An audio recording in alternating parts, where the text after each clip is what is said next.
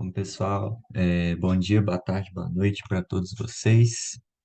Vamos para esse vídeo aqui, que é uma matéria muito interessante, e vou falar assim bastante sobre mutações e também sobre os agentes mutagênicos, tá? Já se inscreve aí no canal se você não é inscrito, dá aquela curtida nesse vídeo que eu tenho certeza que vai ajudar vocês, tá bom? Então vamos lá. Bom, para começar o estudo sobre mutações, eu decidi colocar aqui um caso clínico, né, dessa doença que é chamada de doença de Huntington, tá? A doença de Huntington, né, os sinais e os sintomas, né, que o paciente vai apresentar para a gente, vai ser justamente aqui alterações cognitivas, né, incluindo a perda de memória, né? Então é uma doença que pode ser assemelhada com uma demência, né?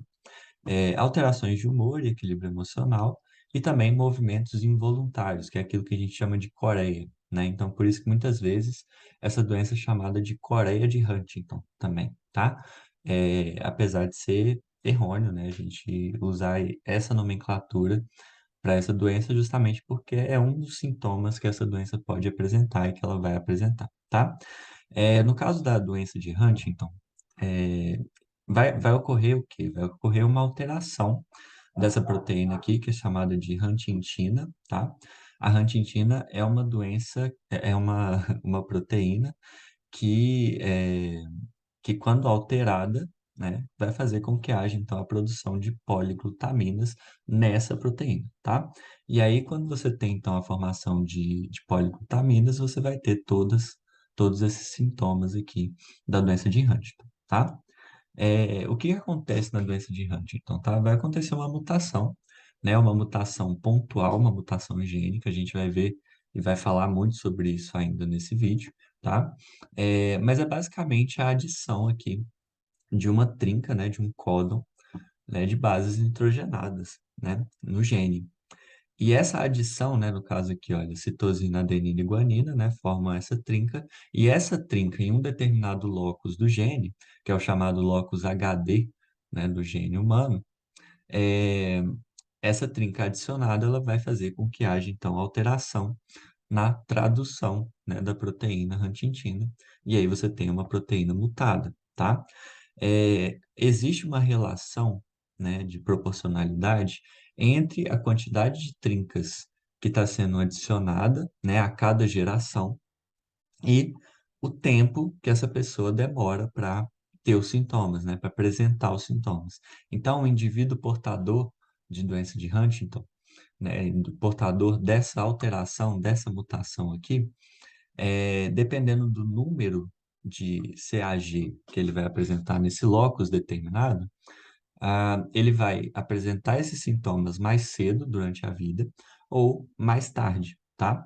E quanto mais essa doença vai passando de geração em geração, maior vai ser a quantidade de, de trincas, né, de CAG que são adicionadas, então mais rápido o indivíduo vai desenvolver os sintomas dessa doença, tá?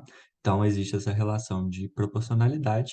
Guardem o fato de que é uma adição de trincas e também que essa adição de trincas é diferencial de uma geração para outra. Isso vai ser importante também. Mais para frente eu vou sempre retornar ali nesse caso clínico, tá? Nessa ideia desse caso clínico, ok? Então, vamos seguir aqui. Isso é uma mutação e a gente vai entender agora o que que é uma mutação, quais são os tipos de mutação, como que essas mutações podem se apresentar e, por final, também falar do que pode causar uma mutação ou não, tá bom? Bom, as mutações, elas podem ser mutações gênicas e mutações cromossômicas, tá? Mutações gênicas são aquelas que são pontuais, ou seja, elas vão ocorrer em um locus específico, justamente o caso da doença de Huntington, por exemplo, né? Então, vai acontecer num locus do gene. No caso da mutação cromossômica, né? Como o próprio nome dela diz, ela vai acontecer na estrutura do cromossomo ou no número de materiais genéticos, né? De moléculas ali que estão presentes no material genético daquele cromossomo. Então, a mutação cromossômica ela pode ser uma mutação estrutural ou também uma mutação numérica, tá? No caso da estrutural, vai afetar a forma do cromossomo. E no caso da numérica, vai afetar o número de cromossomos ou a quantidade de material genético naquele cromossomo, naquele determinado cromossomo, certo? E no caso das mutações gênicas, que eu falei para vocês que é o caso de uma mutação pontual, ela pode ser do tipo adição, substituição ou deleção, tá? E a gente vai falar um pouco sobre cada uma dessas coisas aí à medida que a gente vai passando no vídeo, tá bom? Bom, as mutações gênicas, elas podem acontecer de forma espontânea ou de forma induzida. As que acontecem de forma espontânea são mutações aleatórias que acontecem, né? Elas podem ou não gerar uma alteração significativa de fenótipo, como também podem ou não ser passadas de uma geração para outra. A gente vai ver o que que define isso, né? O que que vai definir se vai passar ou não de uma geração para outra. Então, as mutações espontâneas, elas não sofrem influência de agentes mutagênicos. Elas não precisam da influência de agentes mutagênicos para que sua frequência seja alta, né? Que ela mantém, então, aquele padrão de frequência que ela tem. No caso das mutações induzidas, o padrão de frequência dessas mutações vai ser, sim, influenciado por um agente mutagênico. A gente vai ver que existem agentes mutagênicos físicos, agentes mutagênicos químicos. No final desse vídeo, a gente vai tratar sobre isso, tá? Então, é só para vocês terem em mente que as mutações elas podem acontecer dessas duas formas, mutações gênicas. Lembrando que mutações gênicas são aquelas mutações que vão acontecer em um determinado locus, né? E quando elas acontecem em um determinado locus, elas são pontuais, elas são específicas, tá? Continuando, então, falando sobre mutações gênicas, eu dividi o vídeo dessa forma, tá? Então, vamos começar falando de mutações gênicas e vamos seguir depois com as mutações cromossômicas, tá? As mutações gênicas, como eu havia falado para vocês, elas podem ser do tipo substituição, adição ou deleção, certo? Substituição, você vai substituir é, uma base nitrogenada por outra, né, naquele determinado locus. Adição, você vai adicionar uma base nitrogenada no determinado locus. Deleção, você vai simplesmente excluir uma base nitrogenada naquele determinado locus. Uma ou mais, né? A gente está tratando de uma, mas é uma ou mais. Você pode tirar trincas, você pode adicionar trincas, substituir trincas, certo? E a gente vai ver tudo isso também. No caso, vamos focar primeiro na substituição, que a substituição ela pode acontecer tanto como transversão, quando acontece a troca de uma purina por uma pirimidina, ou de uma pirimidina por uma purina, certo? E a transição, que você vai ter, então, trocas entre bases nitrogenadas do mesmo tipo. Então, purina com purina, pirimidina com pirimidina, certo? Então, essa é a primeira noção, a primeira ideia que a gente precisa ter quando a gente trata de substituição. Vamos seguir falando de substituição aqui, certo? Então, a gente vai falar de substituição. A primeira parte aqui da substituição que a gente precisa ver é esse tipo de mutação que é chamado de mutação de sentido trocado, ou do inglês missense mutation, tá? Quando a gente fala de uma mutação missense, o que que a gente quer dizer? A gente quer dizer uma mutação num determinado locus, porque eu estou falando de uma mutação gênica, tá? Então eu vou ficar repetindo isso aqui para a informação entrar.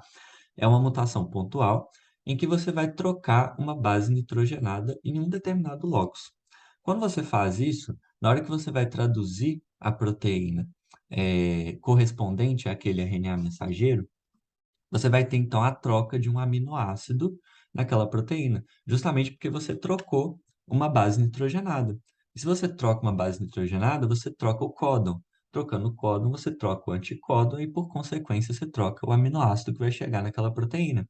E se você trocar um aminoácido que é muito importante para a função daquela proteína, você vai produzir uma proteína com uma funcionalidade alterada, tá? Então, isso é uma mutação de sentido trocado, tá? Pode ser chamado também de missense mutation, tá bom? Outro tipo de substituição, a nonsense mutation. O que que é nonsense? É a mutação sem sentido. Por que que ela é chamada de mutação sem sentido? Porque ela vai fazer com que o códon, um dos códons lá do RNA mensageiro, seja trocado. E trocado por quem? Por um stop codon, né? Então, quando você troca por um stop codon, você está trocando por um códon que vai fazer com que a tradução seja interrompida antes da hora. E se ela é interrompida antes da hora, a proteína que você está produzindo, que você está formando, é uma proteína incompleta, uma proteína que não vai ter a funcionalidade que ela deveria ter, porque ela não tem todos os aminoácidos necessários, né? Então, se você coloca lá no meio do RNA mensageiro um stop codon, seja o AA, o AG ou o GA, que são os três stop codons que a gente pode ter, você vai parar então a tradução. E aí já era, tá? A proteína que você vai formar é uma proteína sem funcionalidade, tá? Então esse é um outro tipo de substituição também que pode acontecer. Além disso, existem classificações de substituição, tá? A substituição, ela pode ser uma substituição direta, na qual você tem a troca de aminoácidos, né? E essa troca de aminoácidos, ela acontece porque você trocou um códon lá no RNA mensageiro, e essa troca vai gerar a entrada de um aminoácido diferente no lugar daquele aminoácido que era o normal. Então, você vai ter uma alteração daquela proteína, tá? Então, no caso de uma substituição direta, você tem uma alteração daquilo. Então, vamos supor que eu troquei um códon lá, que antes gerava o anticódon para prolina, e agora eu tenho a fenilalanina, certo? Eu mudei para essa proteína, certo? Aí eu vou lá e vou fazer uma mutação reversa, ela pode acontecer também. O que que é a mutação reversa? Eu vou destrocar aquele códon que tinha sido trocado antes para uma mutação direta. Então, era para eu ter prolina, eu tenho fenilalanina. Com a mutação reversa, era para eu ter fenilalanina, agora eu tenho prolina. Então eu volto com a funcionalidade daquela proteína. É algo que pode acontecer, lembrando que mutação é algo aleatório. Então isso vai acontecer de forma aleatória, não necessariamente é um processo de reparo, tá? Isso daí vai acontecer um reparo, mas não é um processo de reparo, é uma mutação, tá? A substituição silenciosa é aquela que vai acontecer quando você troca o códon, um códon por outro. São códons diferentes, mas eles são códons sinônimos. E esses códons, por serem sinônimos, significa que eles têm como característica é, trazer o mesmo aminoácido, tá? Então, você pode trocar milhões de códons sinônimos. O aminoácido vai ser o mesmo, tá? O aminoácido que está na proteína vai ser o mesmo. Então, é uma mutação, uma substituição que não gera alteração de funcionalidade da proteína. Assim como a neutra. A neutra, você até troca o aminoácido. O aminoácido vai ser diferente, porque o códon que você colocou no lugar, ele não é um códon sinônimo do códon que estava lá antes. Mas, mesmo assim, não muda a funcionalidade da proteína. Então, é um caso especial aí de substituição, tá? Então, tem essas quatro formas de substituição, né, basicamente, mais a missense e a nonsense, tá? Então, a gente precisa ter essa noção aí de todas essas formas. Aqui eu coloquei essa imagem só para a gente ver alguns exemplos, tá? Então, olha só, a gente tem o gene selvagem. O que que eu quero dizer quando eu falo gene selvagem? É o gene sem alteração, tá? Então, é o gene que expressa exatamente o fenótipo que ele queria expressar, tá? Não teve nenhum tipo de alteração, não teve nenhum tipo de mutação, ok? Aí, olha só, aqui aconteceu uma mutação silenciosa. A proteína que está sendo formada é exatamente a mesma proteína que tinha sido formada pelo gene selvagem, tá? Codificado pelo gene selvagem. Aqui você tem uma proteína idêntica. Por quê? Porque é uma mutação silenciosa, você trocou códons que vão gerar o mesmo aminoácido, então não mudou nada, tá? Uma mutação nula é aquela mutação em que você praticamente acaba com a codificação da proteína, tá? Então, a mutação nula, ela não gera proteína, ela faz com que o processo seja incapaz de gerar uma proteína, tá? Então, isso pode acontecer também. Mutação pontual pode prejudicar a função. Lembrando que a gente está falando, tudo que a gente está falando aqui é mutação pontual, certo? Que é mutação gênica. Mas a mutação gênica, ela pode prejudicar a função da proteína. Olha só, você mudou o formato aqui da proteína, então a função dela é diferente, tá? E nesse caso, quando você pode prejudicar a função da proteína, ela pode ser uma mutação tanto dominante quanto recessiva, tá? E se a mutação adicionar uma função, né, a pontual pode criar uma nova função para essa proteína, então ela tinha uma função X, agora tem uma função Y, ela é uma proteína funcional, mas com uma função diferente, aí é uma mutação dominante, tá? Então é legal a gente fazer essas relações aí de dominante ou recessivo, porque a gente pode ter uma noção de qual mutação que seria pior, né? Ou qual mutação que seria mais, assim, capaz de gerar realmente uma alteração no organismo, tá? No caso, a mutação que cria uma nova função, ela, por ser dominante, ela é um pouco mais séria, né? Seja para o lado bom, seja para o lado ruim. A gente não sabe, porque mutação não tem juízo de valor, né? Então, é basicamente isso daí. Além da substituição, a mutação gênica ela pode ser deleção ou inserção, né? Deleção, deletar um códon ou deletar uma base nitrogenada. Inserção ou adição, adicionar um códon, né, ou adicionar uma base nitrogenada. Quando isso aí, tanto a deleção quanto a inserção, acontecem deletando ou inserindo três bases, ou seja, um códon, ou múltiplos de três, ou seja, vários códons, você não vai alterar a leitura que vai ser feita daquela fita de RNA mensageiro. Então, a proteína pode ou não aparecer alterada. Agora, quando você vai tirar ou adicionar é, valores que não são múltiplos de 3, ou seja, não são códons, são bases nitrogenadas isoladas, você está mudando completamente a leitura, tá? E aí, por alterar completamente a leitura, porque lembra que a leitura é feita por códons, né? De códon a códon. Se eu mudei uma base nitrogenada, coloquei uma base nitrogenada, tirei uma base nitrogenada, eu alterei toda a sequência subsequente, né? Toda a sequência à frente daquela alteração. Então, a mudança não é só naquele locus, né? A mudança acontece na fita inteira, a partir daquele locus na fita inteira, justamente porque você alterou valores que não são múltiplos de 3, né? Por isso que é importante a gente pensar em múltiplos de 3, porque a leitura é feita em códons, né? Então, você alterou a leitura, a proteína também vai ser alterada, então a funcionalidade daquela proteína não vai ser a mesma mais. Então, a mutação que acontece por múltiplos de 3, nesse caso aí, deleção ou inserção, certo? Ela é menos problemática do que uma mutação que não acontece com múltiplos de 3, né? Justamente por conta dessa alteração de leitura, tá? Então, é basicamente isso aí que eu queria passar nesse slide. Olha, além dessas mutações que acontecem no RNA mensageiro que a gente viu, pode acontecer mutação no DNA, tá? A mutação que ocorre no DNA pode ser no DNA não codificador, ou seja, nos introns, tá? E aí, quando isso acontece, não dá nada, porque vocês lembram que existe lá o splicing, né? Que é o encadeamento, que é uma modificação pós-transcricional, certo? E aí, quando você tem essa modificação, os introns são retirados e o RNA mensageiro ativo, né, ativado, é aquele que tem apenas os exons, né? Então, se você tem mutação no intron, dá nada, certo? Não vai gerar alteração. Quando você tem alteração no DNA regulador, você vai ter uma mudança no nível de expressão gênica. E aí você pode ter uma expressão gênica aumentada, uma expressão gênica reduzida. Então, você já tem algo que vai causar alteração, tá? Nesse caso aqui de mutação no DNA regulador, já é um pouco mais sério, né? Um pouco mais tenso, porque você vai gerar, então, uma alteração na expressão gênica. Aí muda tudo, né? E você pode ter também uma alteração na junção entre os exons e os introns. E aí, quando você tem uma alteração nessa junção entre os exons e introns, você pode ter uma alteração no splicing, né? Então, você pode gerar, por exemplo, um RNA mensageiro, que em tese era para ter só exons, com alguns pedaços de introns. Isso já é suficiente para alterar completamente a leitura, né? E aí eu coloquei aqui um exemplo, né? Do que envolve aí uma mutação nessa junção entre exons e introns, que é justamente a produção do colágeno, né?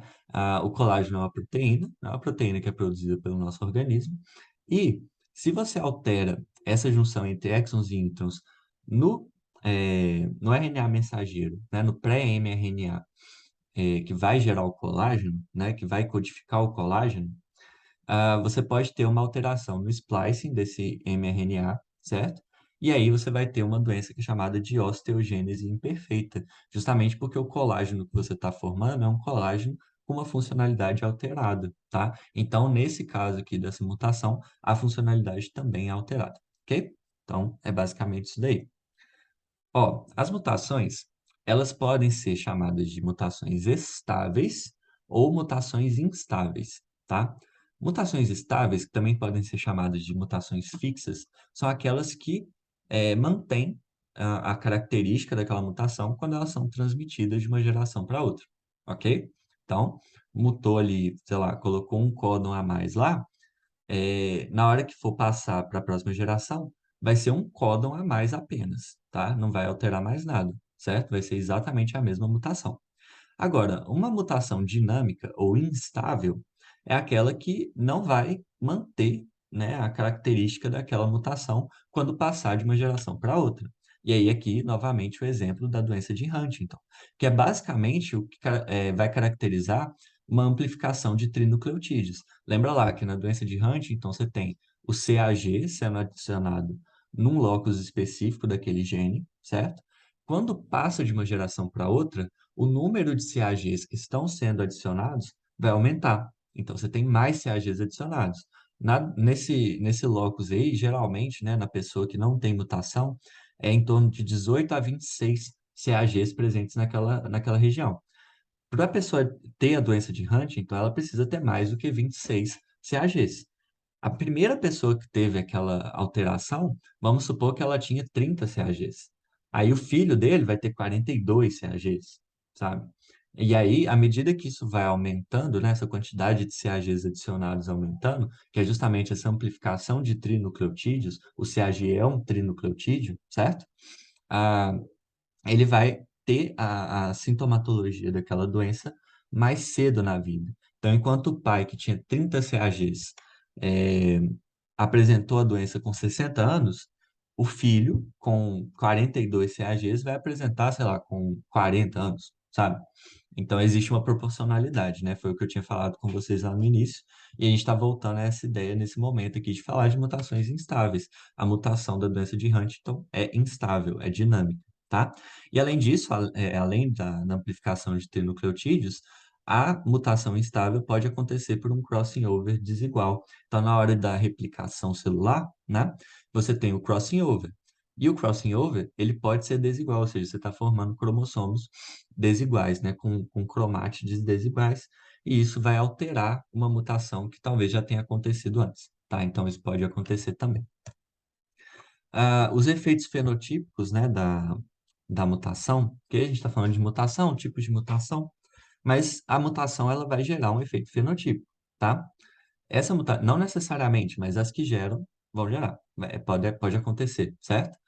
Os efeitos fenotípicos, eles podem ser mutação de ganho de função, tá? Então, a mutação pode fazer com que a pessoa tenha um processo fisiológico melhorado ou, sei lá, aumentado, tá? E geralmente isso daqui é uma alteração, uma mutação dominante, tá? E também pode ser uma mutação de perda de função, tá? Então, a perda de função ela pode ser tanto dominante quanto recessiva, tá? Para você ter uma mutação de ganho de função, isso vai acontecer mediante alguns tipos de mutação. Mutação na região reguladora, certo? Ou seja, você vai ter uma alteração da expressão gênica, e essa alteração de expressão gênica pode ser um aumento da expressão gênica, e aí você aumenta a função, você ganha a função, certo? Então, esse é um tipo de mutação capaz de gerar ganho de função, tá? Não vai gerar ganho de função sempre, mas é capaz de gerar ganho de função. Uma mudança de sequência de aminoácidos, então às vezes uma proteína, ela perde, vamos supor, ela ganha um aminoácido diferente, pode não acontecer nada, ela pode perder função por conta disso, ou ela pode ganhar função por conta disso. Então, por isso que ela está nessa listinha aí. E a síntese dos genes em ocasiões ou locais incomuns, tá? Então, às vezes não é para acontecer, por exemplo, em determinado tipo de célula, uma, uma expressão gênica X. Mas essa expressão gênica X acontece naquela célula, e aquela célula passa a fazer alguma coisa que ela não fazia antes, entendeu? Então, isso pode acontecer também, isso é decorrente de mutação, tá?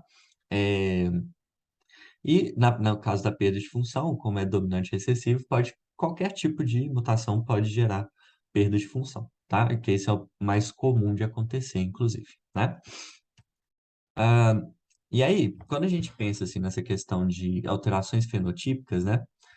A gente pode questionar, poxa, essa alteração fenotípica ela vai acontecer em qualquer célula do corpo ou ela vai acontecer em determinados tipos específicos de célula?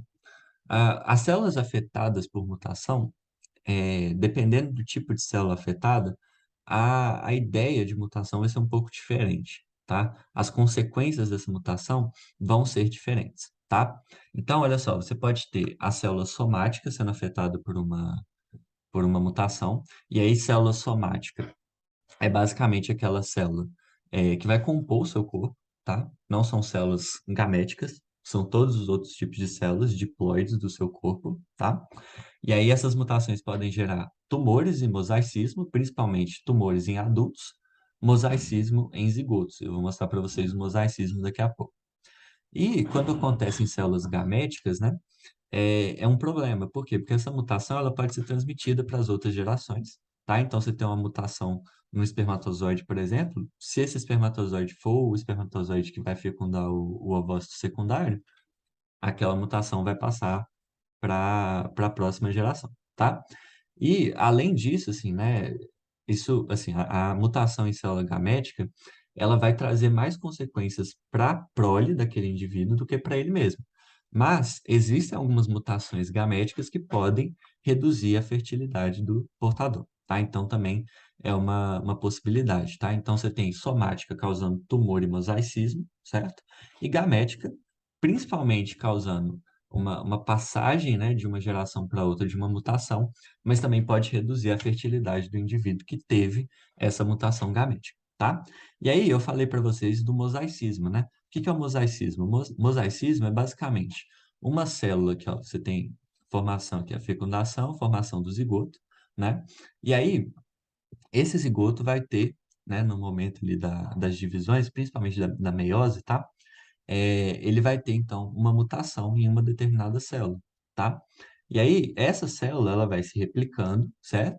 E ela vai fazer parte da formação do corpo desse indivíduo. Então, ele tem regiões do corpo dele com células mutadas e regiões com células normais, células selvagens, né? Então, isso aqui é um mosaicismo, né? Então, é um organismo formado por células diferentes, por células com expressões gênicas diferentes, tá? Se isso vai causar alguma coisa, alguma alteração fenotípica para o indivíduo ou não, não sei. Eu sei que pode acontecer, né? E principalmente acontece ali no zigoto, tá? Então, isso é um tipo de mutação de células somáticas, né? Vocês estão vendo que são células que estão compondo o corpo desse indivíduo. Então, elas estão mutadas, algumas, não todas, tá? Isso é o mosaicismo.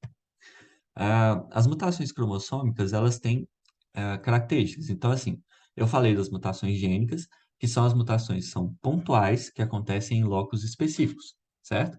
Agora eu estou falando das mutações cromossômicas, que vão acontecer nos cromossomos, tá?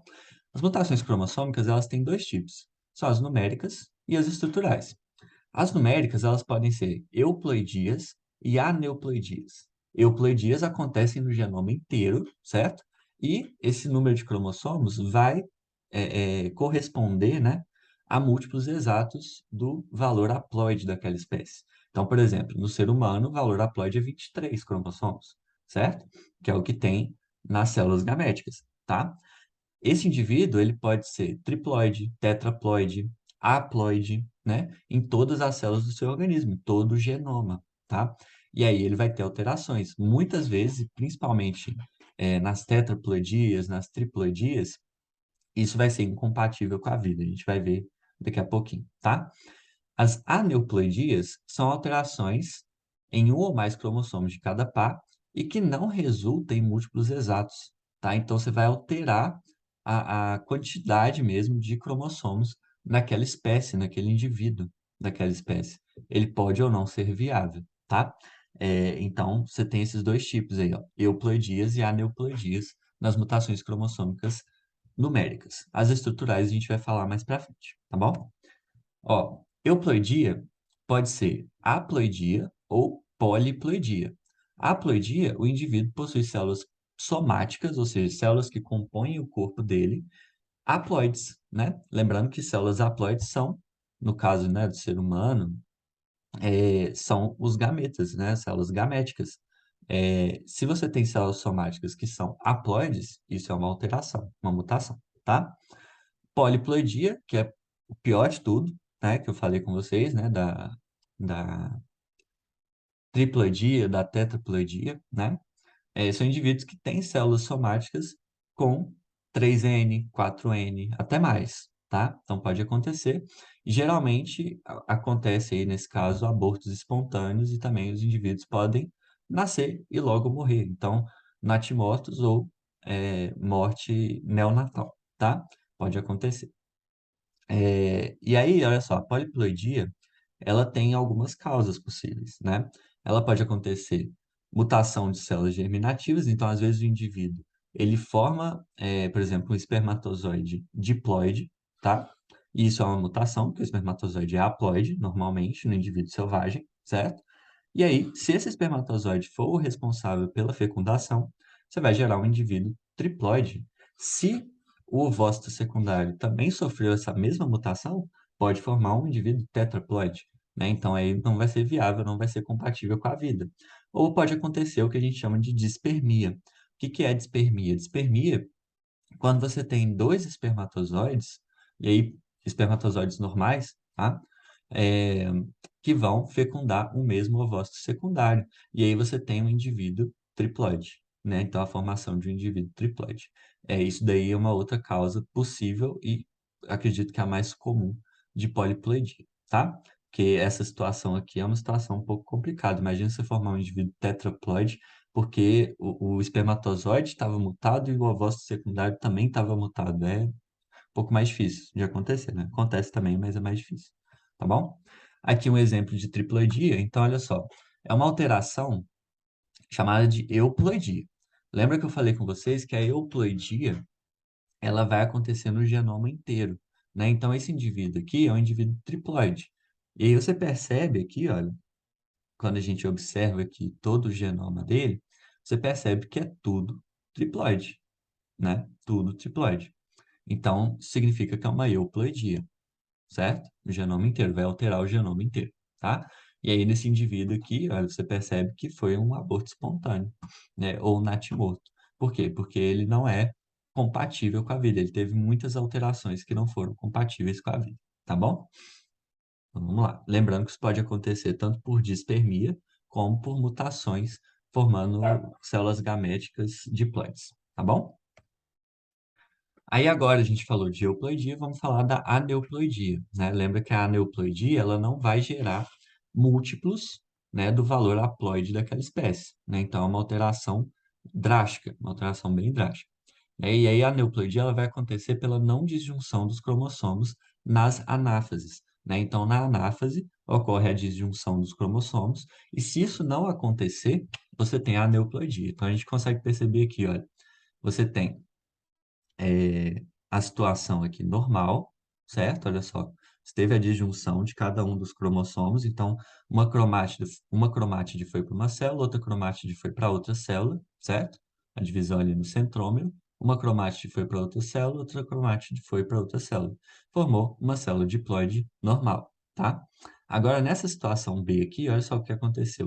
As duas cromátides aqui desse cromossomo foram para essa célula, e essa célula aqui recebeu só uma cromátide do outro cromossomo, porque ele dividiu, né, ele fez a disjunção correta. Então, se formou uma célula triploide e uma célula haploide. Uma célula 2N mais um e uma célula 2N menos um, tá? Isso daqui é a aneuploidia, ok? E aí, olha só, a aneuploidia ela pode acontecer de várias formas, tá? Existem várias possibilidades para a aneuploidia. Nulissomia, né? Então, você perde dois membros de um par de cromossomos, tá? Nulissomia. Existe, então, a célula, né, que vai ser formada ali. Uma delas não vai ter cromossomo, porque, né, você perdeu os dois membros do cromossomo, tá? Monossomia, a perda de um membro, então 2N menos um, que é justamente esse caso aqui, né? Certo? Essa célula aqui, ela sofreu monossomia, tá? A trissomia, e aí o principal exemplo de trissomia é justamente a síndrome de Down, né? Que é a trissomia do par 21, certo? O mesmo cromossomo, ele vai ser repetido três vezes, certo? Por isso que a gente chama de trissomia. Tetrassomia, o mesmo cromossomo repetido quatro vezes, né? A síndrome de Cri-du-Chat é um exemplo disso. E a trissomia dupla. Você tem trissomia, ou seja, repetição três vezes de um mesmo cromossomo em cromossomos diferentes. Então, acontece em mais de um cromossomo por vez. O cara pode ter uma trissomia do 21 e uma trissomia do 9. E aí ele vai ter duas condições ali diferentes, duas condições genéticas diferentes, tá? As mutações cromossômicas estruturais, então a gente falou das mutações cromossômicas numéricas, vamos falar agora das mutações cromossômicas estruturais. As estruturais, elas podem ser tanto balanceadas quanto não balanceadas. As balanceadas, elas não acrescentam e nem diminuem quantidade de material genético. Então, a mesma quantidade que saiu de um determinado cromossomo vai entrar em outro, vai entrar em outra região desse determinado cromossomo, por exemplo, vai manter a quantidade de material genético daquele cromossomo. Agora, a não balanceada, aí já é diferente. Ela vai manter uma quantidade incorreta de material genético. Ou seja, tem uma alteração da quantidade mesmo de material genético, tá? Eu falo isso porque é uma mutação estrutural, uma mutação cromossômica estrutural. Está alterando a estrutura do cromossomo. Alterar a estrutura do cromossomo é passível de perder material genético, tá? Então, por isso que a gente faz essa diferenciação entre balanceadas e não balanceadas, tá? Quando você tem uma alteração estrutural, ocorre uma quebra de um determinado segmento daquele cromossomo, tá? E aí você gera duas extremidades por conta disso, a extremidade do segmento e a extremidade do cromossomo que ficou, da parte que ficou. E aí o que que pode acontecer? Essas extremidades se unem novamente, tá tudo de boa. Elas podem não se unir, e aí, no caso, o fragmento acêntrico se perde numa divisão futura, porque ele não tem centrômero, e aí na anáfase ele não vai fazer nada, não vai para lugar nenhum, então não acontece nada. E aí é pior, né? Muito pior, porque aí não tem a passagem daquele cromossomo ali, então a expressão gênica é alterada totalmente. E o fragmento que está incompleto, né? Ele está com o centrômero, mas ele está incompleto, ele está mutado. Ele vai passar uma mutação para as próximas gerações celulares, tá? Seja somática, seja gamética, ok? Que eu tô falando de célula. E também, além disso, pode acontecer um ou mais segmentos se unem a outro cromossomo. Então, você tem uma alteração do tamanho de um outro cromossomo. Então, a expressão dele também vai ser diferente, tá? Então, tem uma alteração aí que vai perpassar as gerações celulares, ok? As mutações estruturais, elas podem acontecer, né? Pode acontecer nessas mutações estruturais alteração do número de genes, tá? E alteração na localização desses genes. Então, elas acontecem de duas formas. Você vai alterar o número de genes, você vai alterar a localização desses genes. Se você altera o número dos genes, tem vários tipos de situação que pode acontecer. Deleção, duplicação, cromossomo em anel e o isocromossomo. Então, são quatro formas. Na alteração da localização, pode ser a inversão ou a translocação, tá? E a gente vai ver cada uma delas aqui para frente, começando pela deleção, tá? Olha só, deleção, o próprio nome diz, você está tirando um segmento daquele cromossomo, certo? E como é deleção, eu não vou colocar ele de volta, né? Então vai ficar um cromossomo sem uma parte. Isso aqui pode ser tanto uma deleção terminal, né? Que é essa deleção aqui, que uma parte do cromossomo foi retirada e ele continua sem ela, tá? E essa parte é numa porção terminal, ou seja, numa extremidade, ok? Aqui nessa parte B aqui, você está vendo que está tendo um segmento retirado, mas esse segmento retirado, ele sofre duas quebras e ele está intermediário, né, a outras regiões do cromossomo. Essas outras regiões do cromossomo se juntam e você vê que tem uma perda de material genético aqui, né? Então, deleção é uma alteração estrutural não balanceada, né? Por quê? Porque você tem perda de material genético aí nesse cromossomo aqui, certo? Então, aqui a gente vai chamar de deleção intersticial, que é justamente essa deleção aqui, que tira uma parte intermediária, né? E as outras extremidades que foram formadas se juntam, formando então um cromossomo mutado, tá? Além disso, a duplicação, você tem um aumento da quantidade de material genético porque você vai duplicar um segmento, tá? Então você duplica, olha só, essa imagem está meio borrada, mas dá para ver, olha, você tem um segmento BC duplicado aqui, ó. Então BC, BC. Você aumentou o tamanho desse braço de cromossomo aqui. Isso altera a expressão gênica, tá? Então é uma mutação chamada aí de duplicação, tá? Uma mutação estrutural que vai mexer com o número de genes, certo? Vai mexer com a quantidade de material genético, ok? Aqui você tem o cromossomo em anel, né, que é outra situação que pode acontecer, que é basicamente você tem na porção terminal aqui, olha, então eu tive uma deleção, certo? Uma deleção terminal. Tirei aqui essa porção, tirei essa porção. É um cromossomo sem telômero, porque essa porção terminal é justamente o telômero do cromossomo. E aí o que que acontece? Como eu tirei essas duas extremidades aqui, essas extremidades que sobraram, elas vão se unir, tá? A letra aqui tá diferente, mas é porque, não sei por que que eles fizeram isso, mas basicamente isso, tá? É, a... Ah, não, porque a união acontece aqui. Não. Essa união, ela vai acontecer entre essa extremidade e essa extremidade. E aí ele vai formar um anel, tá? O cromossomo em anel, ele é instável, né? Então, quando for acontecer uma duplicação, esse cromossomo em anel, ele é capaz de sofrer mais mutações do que os outros, tá? Ele já é mutado, mas ele pode passar diferente de uma célula para outra. tá? Então, por quê? Porque ele é instável, tá? Ele se torna instável. Então, esse aqui é outro tipo de mutação que mexe com o número, né, de material genético, com o número de gene, tá? Então, e a última, né, dessa parte é justamente o isocromossomo. Geralmente, quando a gente tem a disjunção, né, de uma cromátide com a outra, você vai ter uma disjunção que vai acontecer no sentido longitudinal no centrômero. Então, um pedacinho de centrômero para cada, certo? Isso vai formar aqui é, as cromátides, né? As cromátides irmãs, que tem, então, uma quantidade igual de material genético, tá? Vai manter certinho. Isso daqui é um indivíduo selvagem, tá? Bonitinho, certinho. Nesse caso aqui, a disjunção ela vai acontecer no sentido transversal.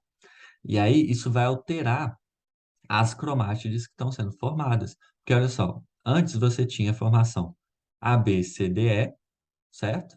ABCDE. Formou. Aqui não. Aqui você vai formar ABBA, CDE, CDE. Tá vendo? Então, você alterou a formação. É o mesmo cromossomo, certo? Que vai sair, então, mutado. Por quê? Justamente porque você alterou o sentido do corte, o sentido da disjunção do centrômero aqui, tá? Na anáfase. E aí, é um problema, né? É o que a gente chama de isocromossomo, ok? Agora vamos entrar na parte que vai alterar, não o número, mas vai alterar a estrutura ali, tá? Vai alterar justamente a conformação daquele cromossomo. Você tem, então, uma alteração aqui próxima ao centrômero, que a gente vai chamar, então, de pericêntrica. Essa inversão pericêntrica, você vê, olha, essa parte verdinha aqui foi para baixo e a parte roxinha foi para cima. E o centrômero também inverteu, porque ele faz parte da porção que está invertendo, tá? Inversão, gente, é basicamente uma rotação de 180 graus ali, uma mudança de 180 graus de uma determinada porção daquele cromossomo. Nesse caso, a porção inclui o centrômero, por isso que ela é chamada de inversão pericêntrica. E no caso aqui de baixo, olha, a inversão é chamada de paracêntrica. Por quê? Porque ela não inclui o centrômero. Tá? O centrômero é muito importante para tudo, então a gente vai usar ele como referência sempre, né? Aí, olha só, a parte verde foi para baixo, a parte roxa foi para cima, mas dentro de uma mesma região, não incluindo o centrômero, por isso que é chamado de inversão paracêntrica. E inversão, você vai ter então um giro ali de 180 graus entre essas estruturas aqui do cromossomo, tá? Então, isso daqui é um outro tipo ali de alteração que pode acontecer. E além disso, a gente tem o que a gente chama de translocação. Deixa eu tirar minha imagem para vocês verem, tá? A translocação recíproca, nesse caso aqui. Por que que é recíproca? Olha só, eu tirei esse RST aqui dessa porção, certo? Que eu quebrei. E aí, esse RST que eu quebrei, ele vai para outra parte, né? Para outro cromossomo, que também perdeu uma parte, olha só. Perdeu a parte MN. Essa parte MN, esse fragmento MN, foi para a região onde estava o fragmento RST, e o fragmento RST foi para onde estava a MN, certo? Então, não houve perda de material genético, porque foi uma translocação recíproca, tá? Aí aqui embaixo, olha, a gente tem a translocação não recíproca entre os cromossomos diferentes. Então, olha só, esse daqui sofreu uma deleção intersticial. Esse fragmento BC, ele vai entrar onde houve uma quebra nesse outro cromossomo aqui entre o F e o G, certo? Agora, esse aqui que sofreu a deleção intersticial, ele não recebeu o fragmento que estava aqui, que senão seria recíproco, certo? Então, essa parte está indo para outro cromossomo e esse cromossomo que perdeu essa parte não recebeu nada. Então, ficou mutado nos dois casos. Os dois casos estão mutados, certo? Não houve reciprocidade ali nesse caso, houve perda de material genético, tá? E aqui, a translocação não recíproca dentro de um mesmo cromossomo. Então, esse braço do cromossomo aqui sofreu uma deleção intersticial, certo? E esse braço do cromossomo também sofreu uma deleção intersticial. Só que aí esse braço aqui recebe o BC e esse braço que perdeu o BC não recebe nada, né? Era para ele ter recebido aqui a outra parte, né, desse cromossomo aqui, que é o mesmo cromossomo, né, desse outro braço. Ele não recebeu, então foi sem reciprocidade, tá? Então, uma translocação não recíproca dentro de um mesmo cromossomo, ok? E tem a translocação que é chamada de robertsoniana, tá? Translocação robertsoniana, nossa, está escrito errado aqui. Ela vai acontecer a troca, né? Então, translocação é a troca de segmentos, né, de um cromossomo com outro.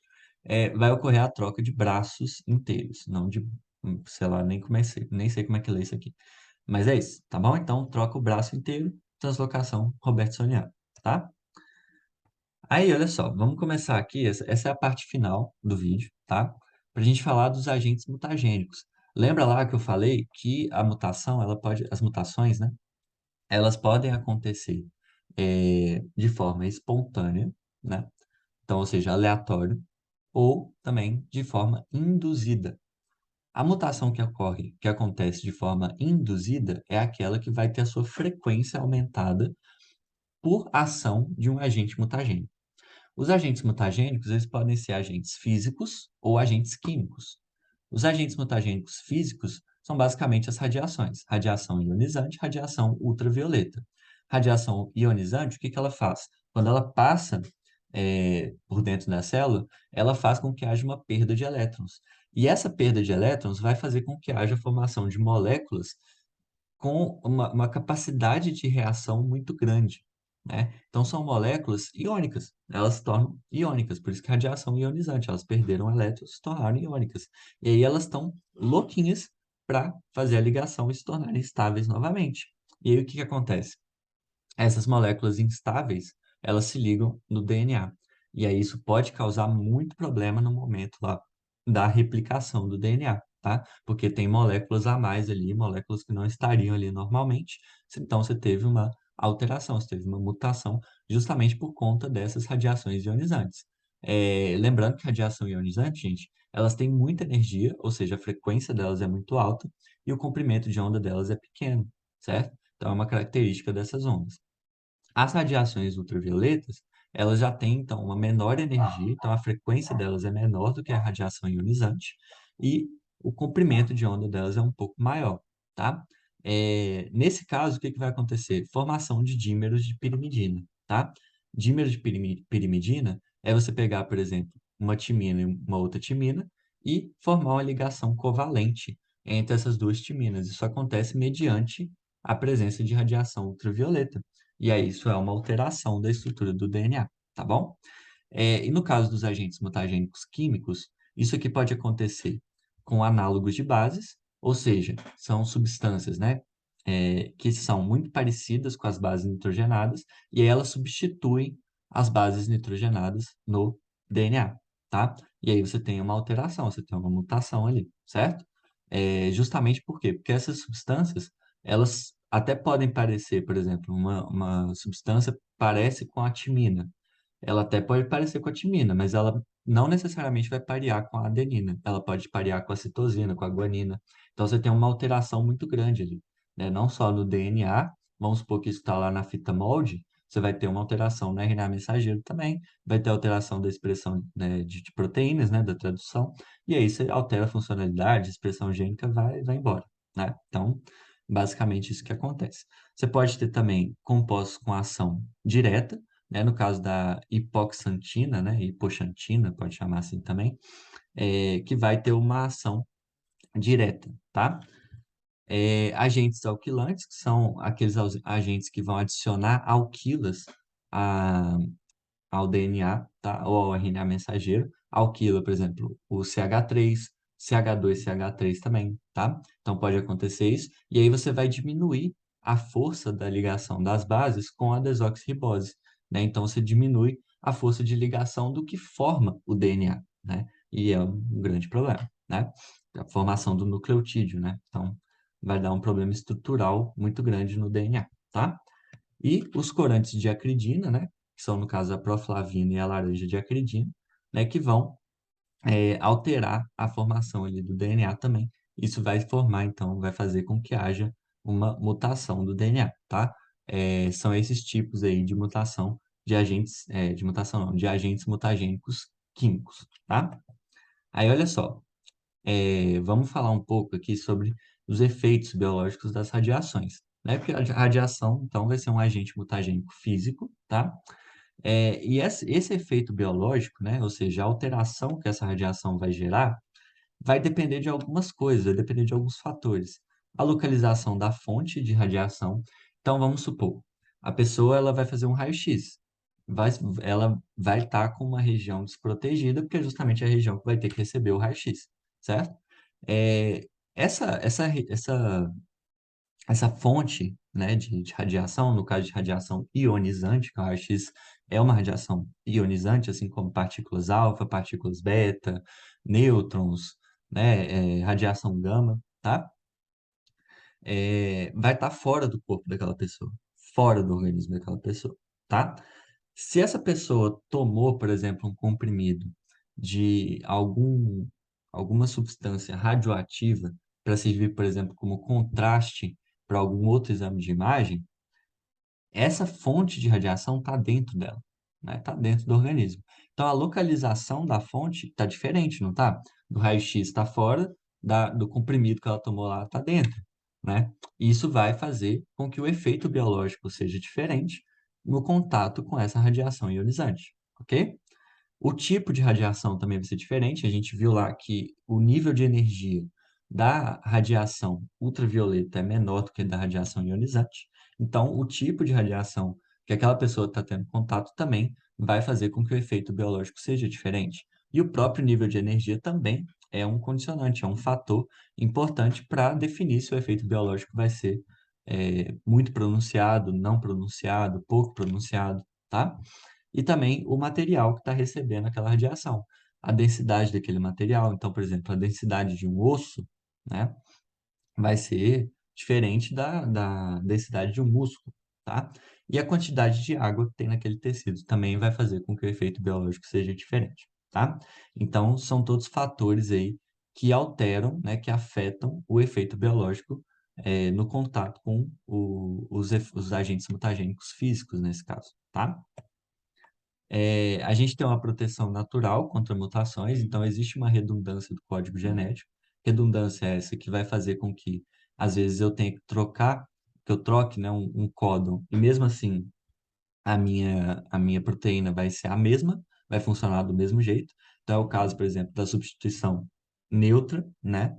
É, vai fazer isso também, né? Então você trocou o aminoácido lá, mas não mudou a proteína. Ou então de uma substituição silenciosa, você trocou o códon, mas não trocou o aminoácido que vai para a proteína, então não mudou nada. Isso é redundância, tá? A gente tem essa redundância e ela é muito importante para proteger contra os efeitos nocivos de uma possível mutação, tá? O local na proteína onde ocorre a troca de aminoácidos, então às vezes uma proteína ela tem uma função, por exemplo, uma proteína de membrana. E aí ela tem uma região que vai ser um sítio ativo para receber uma outra proteína, uma outra substância, e aí ela perde um aminoácido naquela região do sítio ativo. E aí o sítio ativo fica alterado. A funcionalidade daquela proteína foi alterada. Agora, se a alteração for no corpo daquela proteína, né? Lembra que é uma proteína integral de membrana, por exemplo? Não vai afetar, por exemplo, o acoplamento daquela proteína na, na dupla fita, né? Na membrana celular. Então, beleza, ela vai continuar tendo a funcionalidade dela. Pode até ter algum tipo de alteração, mas às vezes não é uma alteração que mude tanto a funcionalidade daquela proteína. Então, legal, vai continuar funcionando. A gente tem uma proteção nesse sentido também. E também os fatores são condicionantes, né? Eu até coloquei aqui o exemplo dessa enzima, né, G6PD, que ela vai ser, vamos supor que ela foi mutada, mas essa mutação vai trazer alterações só se você ingerir substâncias oxidantes, tá? E aí essas substâncias oxidantes vão ser condicionantes para que aquela mutação tenha algum tipo de ação no organismo daquela pessoa.